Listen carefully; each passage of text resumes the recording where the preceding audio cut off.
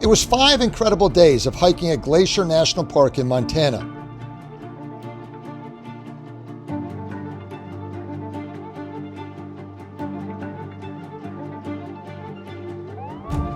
On the final day, I took the Saï Bend trailhead to Sunrift Gorge, about a 10-mile hike. It was the fall, the skies were overcast, and the crowds had thinned out. The sights were incredible, and all things were relatively uneventful. I was at the point just before the trail climbed steeply to the divide, separating the Bering and Boulder Creek valleys. I turned a corner, and to my surprise found myself staring at 3 grizzly bears, identified by their humpbacks and short rounded ears. Clearly, it was a mother and 2 of her cubs, the greatest fear for any hiker. I did not see that one coming at all. Even while you're making noise, with all the wind out here, I don't think they heard me. I was maybe 20 to 30 yards away when I came around that bend, and they were there, smack dab right in front of me, forging off the ground. Never even saw or heard me coming. Well, I hope the New Jersey shore boy did it all correctly. I made my presence known.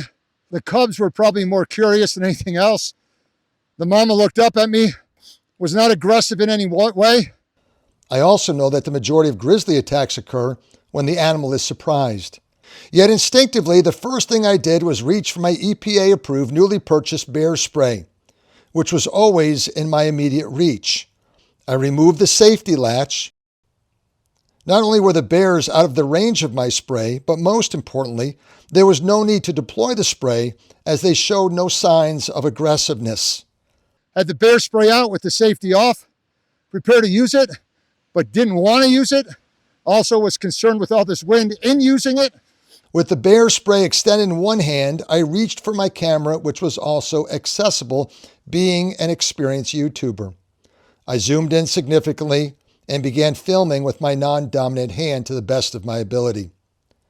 I remained calm and slowly commenced my retreat, using a low, monotone voice. It's recommended that a person does not come off threatening in a grizzly encounter.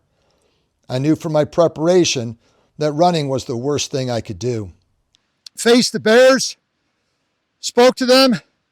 When they realized there was no threat and they went back to eating, I slowly kept my face upon them and backed away. The mother bear did not appear to perceive me as a threat, either to her safety or food source, but especially her cubs. The bears actually moved away from me. I kept my eye on them and continued to back away further.